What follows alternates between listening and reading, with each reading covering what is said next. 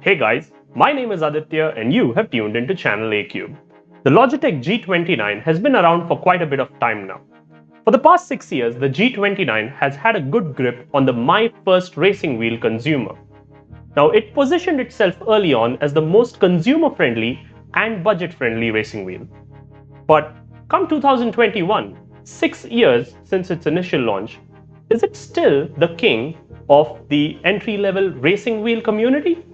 Well, I have been using this for the past 1 year now, and I've come to understand it pretty well. So let's roll that intro and get into the review right away.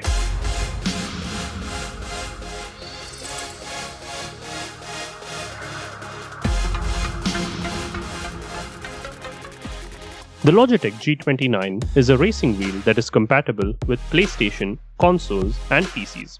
This is a gear-driven racing wheel which is designed for an entry-level driving or racing simulation experience.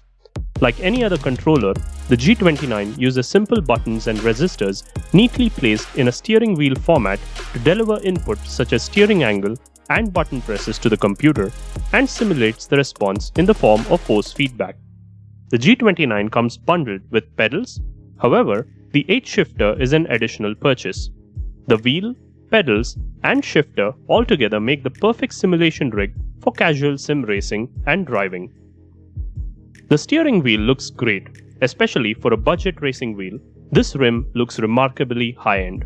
The main body is constructed from metal, and the almost completely round handle is wrapped in real perforated leather. The rim is finished with a flash of metal at the top, just like real racing wheels. On the front of the metal body are a selection of buttons. The buttons themselves are a little floppy, although they have a satisfying click once pushed all the way back. The wheel rotates a complete 900 degrees, which is 450 on either side. There are a couple of metal paddle shifters on the rear of the wheel, which are light and responsive. When you pull them, they activate a button with another satisfying click before springing back into place. The bottom of the wheel has 3 ports to connect the pedals, the shifter, and the power cord. It also has latches and grooves for neat cable management. The wheel can either be bolted down or you may fasten it to your tabletop using the retractable jaws. The wheelbase looks good. There is a lot of plastic and a few nice design features such as little vents at the back, but other than that, it looks just fine. Much like the main wheel itself, the pedals that come in this wheel bundle are well designed and look the part. They feature a plastic base with 3 metal pedals. The pedals need to be connected to one of the ports on the wheelbase itself. There isn't much trickery involved with these pedals as all 3 use a simple distance-related input method. This determines how hard you accelerate and brake by how far the pedal is pushed. This differs from a real car where it measures how hard you stomp on the brake pedal rather than just how far. The accelerator has a soft spring, the brake has a hard spring, and the clutch has a medium spring. The brake itself utilizes a resistor, giving it reasonably realistic feel. Essentially, the further you push the brake, the harder it becomes to press. The base also has a pop-out carpet grip so that the pedals stay put and do not move. Unlike a few other starter pedals, Logitech are generous enough to include a third pedal. This is great to see, as Logitech also sell an add-on shifter which we'll look at next. The manual shifter itself transforms the racing wheel into something much closer to a regular road car. It is a 6-speed shifter with a push-down reverse gear. There is little to no resistance in shifting at all. You can literally shift with your little finger, which is a downside. The shifter can be bolted or clamped into place using the mounting jaws. Note that this is not included with the wheel and pedals which are bundled together. Instead, this is an additional purchase. The shifter also connects to one of the ports on the wheelbase like the pedals. Setting up the entire rig is easy. I'm using the XF Eagle tilt adjustable racing wheel stand which I have linked in the description below. I planned on bolting down all the components to the stand so that they don't move around. The cable management was made easy by using a few cable straps and cable manager underneath the wheel itself. Once done, we can plug this into the USB port and take a look at the software. This is the Logitech G Hub version 2021.7.91, which was released in June 2021. The software immediately detects the wheel and its accessories once connected. Each button on the wheel and the placement of the shifter can be mapped to a specific command, key, action, macro, or a system command as well. This makes the wheel highly configurable.